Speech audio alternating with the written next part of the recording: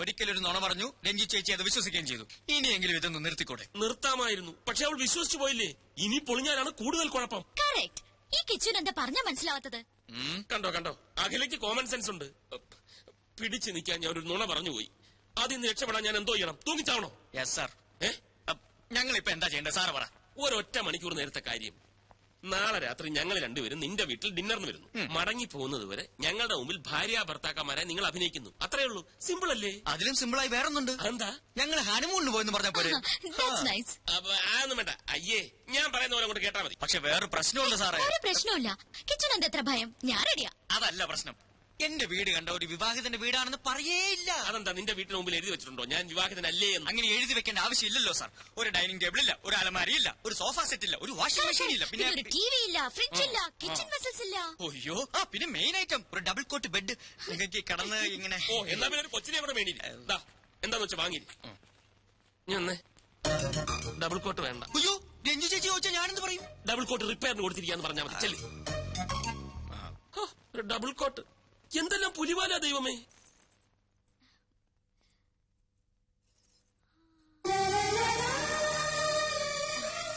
കിച്ചു എങ്ങനെയുണ്ട്? സാരി എനിക്ക് ചേരുന്നുണ്ടോ?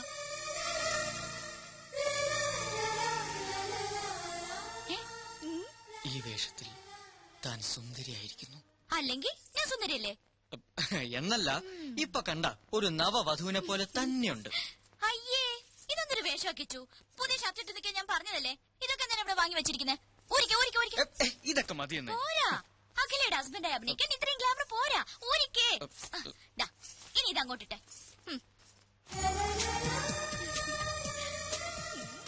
കണ്ടോ, ഇപ്പൊ സുന്ദര കുട്ടനായി. കണ്ണാടിയിൽ നോക്കി. ഇപ്പൊ correct match. Made for each. അയ്യോ, ഒരു കാര്യം മറന്നു.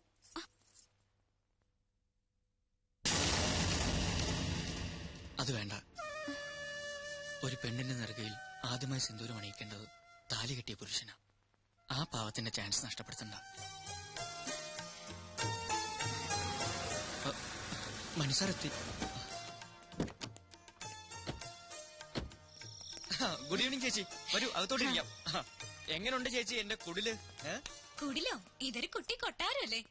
താങ്ക്സ്. മനുവേട്ടൻ എപ്പോഴും പറയാറുണ്ട് കിച്ചു വളരെ ഇന്നസെന്റ് ആണെന്ന്. ആണോ? എന്നാ ഒരു താങ്ക്സ് കൂടെ. എന്നാ കിച്ചുനൊരു ഇത്തിരി കള്ളത്തരുണ്ടെന്ന്. താങ്ക്സ്. അയ്യോ, കള്ളത്തരോ? അതെന്താ? ഒരു കാര്യം മാത്രം കിച്ചു മനുവേട്ടനോട് ഒളിച്ചു വെച്ചു.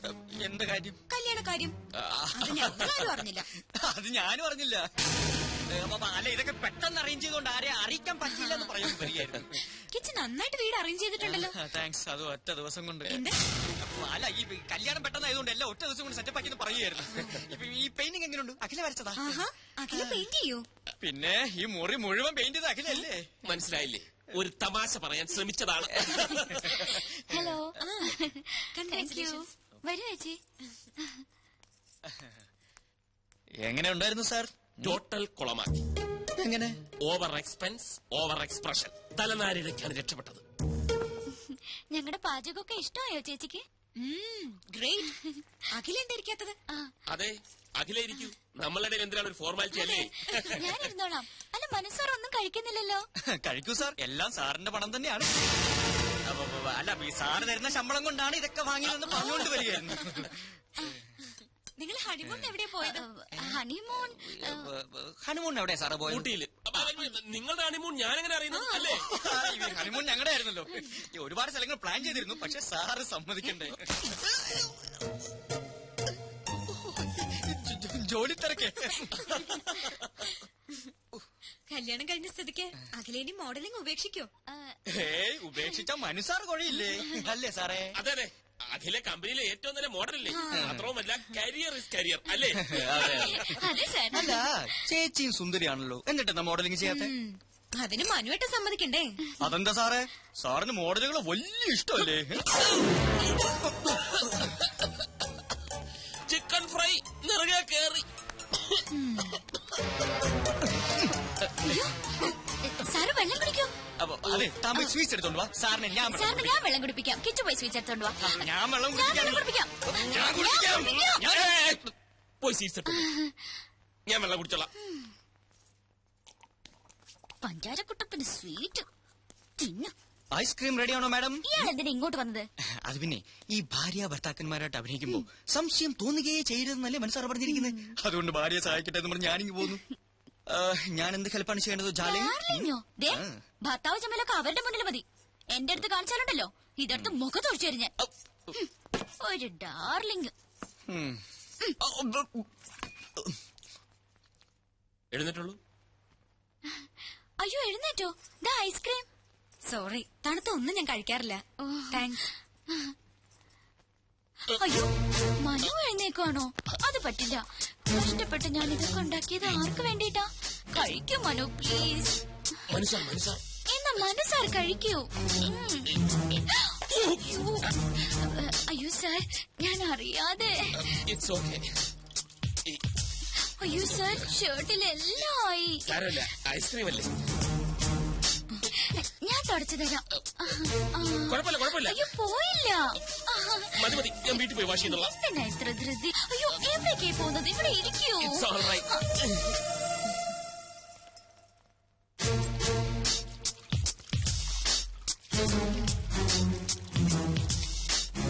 പോയോ? ഇനി എപ്പോഴാ കാണുന്നത്? നിക്കൂന്നേ.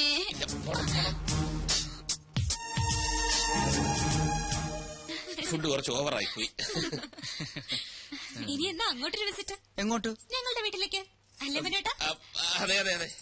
അയ്യോ ഒരു കാര്യം മറന്നു. ഒരു സ്നാപ്പ്. രണ്ടുപേരും ചേർന്ന് തന്നെ. ഫോട്ടോ എടുക്കണ്ട. ഇത് പഴഞ്ചൻ ക്യാമറ. ഇതൊക്കെ മതി. എനിക്ക് ആൽബത്തിൽ സൂക്ഷിക്കാനാ. പോസ്റ്റ് ചെയ്തേ. നിക്കാനല്ലേ പറഞ്ഞത്? അങ്ങനെ അല്ല കിച്ചു, തോളി കൈയിട്ട് നിൽക്കാൻ. തോളി കൈയിടണ്ട. അത് ഔട്ട് ഓഫ് ഫാഷൻ. എങ്കിൽ ഔട്ട് ഓഫ് ഫാഷൻ. കിച്ചു കൈയിട്ടെ.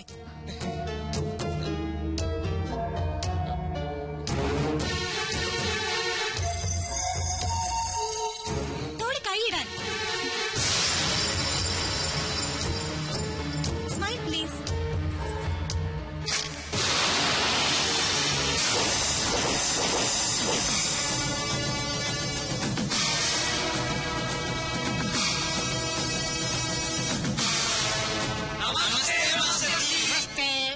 കഴിഞ്ഞ ക്ലാസുകളിൽ നമ്മൾ 2 പാഠങ്ങൾ പഠിച്ചു കഴിഞ്ഞു. അത് ഏതൊക്കെയാണെന്ന് ആദ്യം ശിവം പറ. മാല പൊട്ടിപ്പ്. സത്യം പറ. സത്യമനാശനെ അതിലാദ്യം പഠിച്ചത്. അതല്ല, ഇനി സത്യം പറ. തെളിച്ചു പറ. പിടിച്ചു പറീ. അപ്പോ MTS കോഴ്സ് നിങ്ങൾ വിജയകരമായി പൂർത്തിയാക്കിയിരിക്കുന്നു. Master of technological studies. കളവ്, ചതി, പിടിച്ചുപറി, കിഡ്നാപ്പിംഗ് എന്നീ മേഖലയിൽ നിങ്ങളുടെ പ്രാവീണ്യം തെളിച്ചു കഴിഞ്ഞിരിക്കുന്നു. ഇനി നിങ്ങൾക്ക് ധൈര്യമായി ഫീൽഡിൽ ഇറങ്ങാം. അവസാനമായി എനിക്കൊന്നേ പറയാനുള്ളൂ.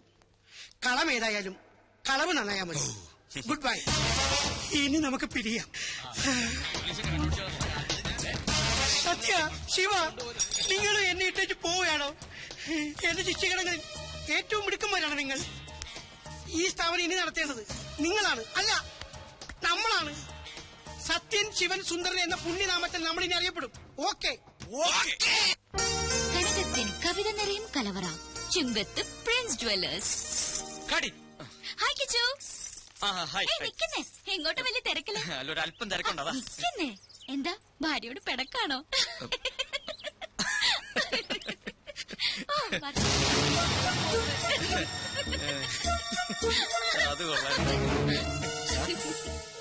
ഡൽഹിന്ന് ഫാക്സ് വന്നിട്ടുണ്ട്. 7 സീസിന്റെ കോൺട്രാക്ട് കൺഫേം ആക്കിന്ന്. അതൊന്നും പറഞ്ഞ പറ്റില്ല. എങ്ങനെയാലും അത് ശരിയാണ്. സാറ് വേറെ എവിടെയോ ആണല്ലോ. വർമാജി, പണവും നേരവും പാഴാവുന്നതല്ലാതെ ഒരിക്കലും ഇവളൊന്ന് പിടിതരുന്നില്ലല്ലോ. അത് ആ പെങ്കൊച്ചിന്റെ കുഴപ്പം കൊണ്ടൊന്നല്ല. പിന്നെ അന്നപൂർണേശ്വരി ശാപം കിട്ടിയ ഒരു മുനിയുടെ കഥയുണ്ട്. ഇഷ്ടഭക്ഷണങ്ങളെല്ലാം മുന്നിലെത്തും, പക്ഷെ ഭക്ഷിക്കാനുള്ള യോഗമില്ല. ഇങ്ങനെ തൊടാതെ ഇങ്ങനെ തൊട്ടാ മതി. കാര്യം എന്നാ അങ്ങനെ തൊടാം. രാവിലെ ഷൂട്ടിങ്ങിനായി കൊച്ചിങ് വരും. അപ്പൊ സാറ് തിരക്കില്. സാറ് ഫ്രീ ആവുമ്പോ കൊച്ചു ഹോസ്റ്റലിലെത്തും. പിന്നെങ്ങനെ? തെളിച്ചു പറ. ഞാനൊരു പ്ലാൻ പറയട്ടെ. ഒരു ഔട്ട്ഡോർ ഷൂട്ടിംഗ് പ്ലാൻ ചെയ്തൂടെ? ഇതിന്റെ ബാക്കി വല്ല ഊട്ടിയിലോ ബാംഗ്ലൂരിലോ പോണ്ടിച്ചേരിയിലോ മറ്റോ. അതാവുമ്പോ പെങ്കൊച്ചി 24 മണിക്കൂറും സാറിന്റെ കയ്യിൽ തന്നെ ഇരിക്കും. Varmaji, oh thank you very much. Great idea. Akhila, താൻ വളരെ ലക്കിയാണല്ലോ. എന്താ മനു? അഖില ചെയ്ത ആദ്യത്തെ ആഡ് തന്നെ നോർത്ത് ഇന്ത്യയിൽ ക്ലിക്കായി. പ്രഷസ് കണ്ടപ്പോഴേ കമ്പനി സാറ്റിസ്ഫൈഡ് ആയിരുന്നു. ഇപ്പതാ പുതിയ ഓഫർ. പക്ഷെ ഇത്തവണ ഫ്ലോറിലായിരിക്കില്ല, ഔട്ട്ഡോറാ. പോണ്ടിച്ചേരിയാ കമ്പനിക്ക് താല്പര്യം. ഞാൻ ഓക്കെ പറഞ്ഞു. നാളെ തന്നെ പുറപ്പെടണം. അല്ല, ഇത്ര പെട്ടെന്ന് പോണോന്ന് പറഞ്ഞാല് പിന്നെ ഞാനും അത് ചോദിച്ചു. പക്ഷെ ഇമ്മീഡിയറ്റ് റിലീസ് വേണമെന്നാണ് കമ്പനി പറയുന്നത്. അല്ല, എന്നാലും ഇയാളെല്ലാം പോയി അറേഞ്ച് ചെയ്തേ. പോയെ പോയെ. രോഗി ഇച്ഛിച്ചതും പാല്, വൈദ്യൻ കൽപ്പിച്ചതും പാല്. അതുപോലെ ആയിപ്പല്ലേ? മനസ്സിലായില്ല. ഒഴിവ് കിട്ടുമ്പോ അഖിലയും കൂട്ടി ഒരു ട്രിപ്പ് അടിക്കാമെന്ന് 2-3 ദിവസമായി ഞാനും ആലോചിക്കായിരുന്നു. അഖിലയ്ക്കും ഒരു ചേഞ്ച് ആവുമല്ലോ. ദാ ഇപ്പൊ അതും ഒത്തു. മനസ്സിലായില്ലേ? അതായത് ട്യൂബ്ലൈറ്റ് ആണ്, ട്യൂബ്ലൈറ്റ്. നിനക്കിത് എന്തിന്റെ സൂക്കേടാക്കിച്ചു? എടാ, കനകമൂലവും കാമിനി മൂലവുമാണ് മനുഷ്യന്റെ സമനില തെറ്റുന്നെന്ന് പറയുന്നതിന്റെ ലേറ്റസ്റ്റ് തെളിവാണ് നീ. അവളെ പാട്ടിന് വിട്ടങ്ങനെ എത്ര തവണ ഞാൻ നിന്നോട് പറഞ്ഞു. ദേ അങ്ങോട്ട് നോക്കിയേ, അത് കണ്ട. ഇപ്പൊ മനസ്സിലായില്ലേ? ആ സന്തോഷം നിനക്ക് കൊടുക്കാൻ പറ്റുമോ? പറ്റില്ല. എന്തുകൊണ്ട്? നിന്റെ കയ്യിൽ പണമില്ല. അവക്ക് വേണ്ടത് പ്രേമമല്ല, പണമാണ്. അതിന്റെ തെളിവാണ് ആ കാണുന്ന ചിരി. എടാ, നിനക്കറിയില്ല എന്തിനാ പെട്ടെന്ന് ഇങ്ങനെ ഒരു പോണ്ടിച്ചേരി ട്രിപ്പ് പ്ലാൻ ചെയ്തത്? എടാ, കുമ്പളം നടന്നത് കുരുവെടുക്കാനല്ലോ. പക്ഷെ നമുക്കെന്ത് ചെയ്യാൻ പറ്റും? നമ്മളൊക്കെ വെറും കോമാളികളാ, സർക്കസ് കൂടാരത്തിലെ ജോക്കർ. എടാ, പൂജ്യത്തിന് സ്വന്തമായിട്ട് വിലയില്ല. അത് 1-നോടോ 10-നോടോ 100-നോടോ ചേരുമ്പോ അത് 10ആയും 100ആയും 1000ആയിട്ടൊക്കെ മാറും. അതുപോലെ നമ്മളൊക്കെ വെറും വട്ട പൂജ്യം, വെറും വട്ട പൂജ്യം.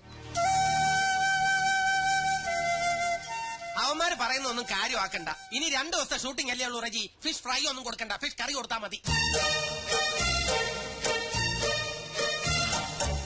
അല്ല, ഈ വാതിലില്ലാത്ത ഞാൻ ആ സ്വപ്നം ഒന്ന് ഫിനിഷ് ചെയ്തോട്ടെ പ്ലീസ്.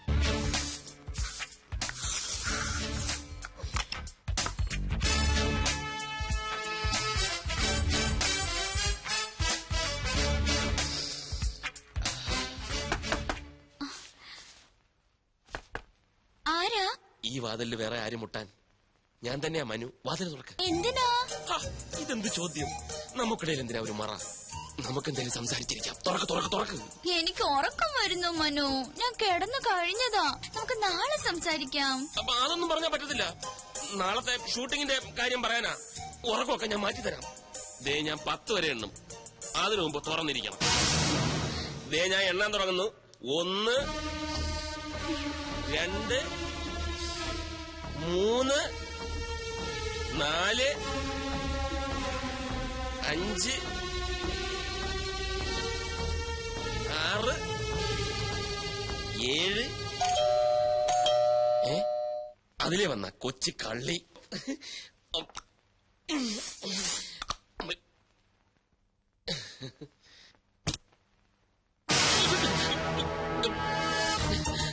നീ ഇവിടെ? വെൽക്കം. Thank you. ഞാൻ ഒറ്റയ്ക്കല്ല. പിന്നെ ഞാനും ഉണ്ടളിയാ. ആദ്യം ബാലുവേട്ടനോട് താങ്ക്സ് പറ. എന്തിന്?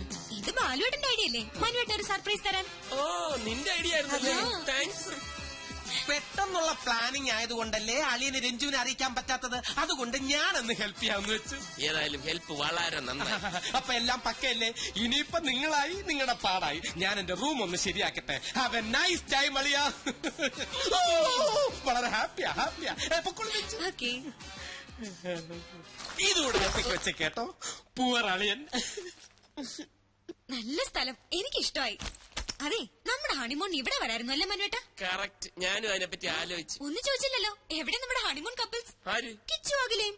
ഓ, നമ്മുടെ വിച്ചുവകിലേയും അവരവരെ മുറി കാണും. നമുക്ക് പോയി കാണാം. വേണ്ട വേണ്ട. അതെന്താ? നീ എന്തായി പറയുന്നത്? നമ്മൾ അങ്ങോട്ട് എന്ന് കാണാനോ? നമ്മുടെ ശമ്പളം പറ്റുന്നവർ ഇങ്ങോട്ട് വന്നല്ലേ കാണേണ്ടത്? അതിന് ഞാൻ വന്നത് അവർ അറിഞ്ഞിരിക്കില്ലല്ലോ. രാവിലെ അറിയുമല്ലോ. അത് പോരാ, എനിക്ക് ഇപ്പൊ കാണണം. മനുവേട്ടനെ ഞെട്ടിച്ച പോലെ എനിക്ക് അവരെ ഒന്ന് ഞെട്ടിക്കണം. മനുവേട്ടനല്ലേ എപ്പോഴും പറയാറ് കിച്ചു സ്വന്തം അനിയനെ പോലെയാണെന്ന്. എന്നിട്ട് ഇപ്പൊ മാത്രം എന്താ ഒരു ശമ്പളക്കാരനായത്? അതല്ല, എന്നാൽ ഈ രാത്രി അവരെ ബുദ്ധിമുട്ടിക്കണ്ട. അതൊന്നും സാരമില്ല. അവർക്ക് ഇതൊന്നും ഒരു ബുദ്ധിമുട്ടാവില്ല.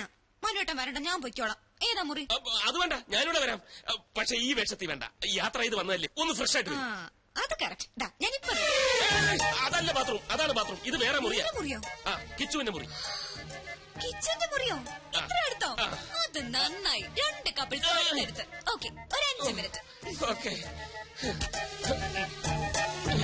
എന്റെ അടിമുടി നിറഞ്ഞപ്പോ നെഞ്ചിലൊരു പുല്ലേ പുല്ലേ. പുല്ലേ നീ എപ്പ ഇതിന്റെ അകത്ത് കയറി? ഞാൻ എപ്പോഴേ കേറി. ഫോൺ അടിക്കുന്നു, നീ പോയി എടുക്ക്. നീ പോയി എടുക്ക്, ഞാനൊന്നും ഇട്ടിട്ടില്ല. ഞാനും ഇട്ടിട്ടില്ലെന്ന്. അങ്ങനെ നിനക്ക് പോയി എടുത്തൂടെ? എന്നാ അവിടെ കിടന്ന് ആ അവിടെ കിടന്നടിക്കട്ടെ. പക്ഷെ ആ അടിയുടെ താളം കേട്ടിട്ട് അഖിലയാണോന്നൊരു സംശയം. ആണോ? ഈ കഴുത എവിടെ പോയി കിടക്കുന്നു?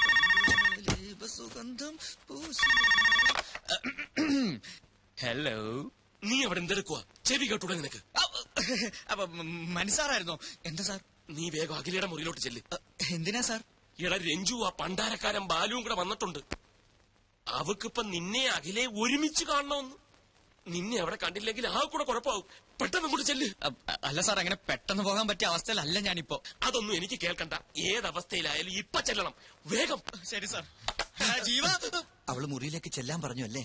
അതേ പറഞ്ഞു. കൂട്ടിന് ഞാനും വേണോ? വേണോന്നോ? തീർച്ചയായും വേണം. പിന്നെ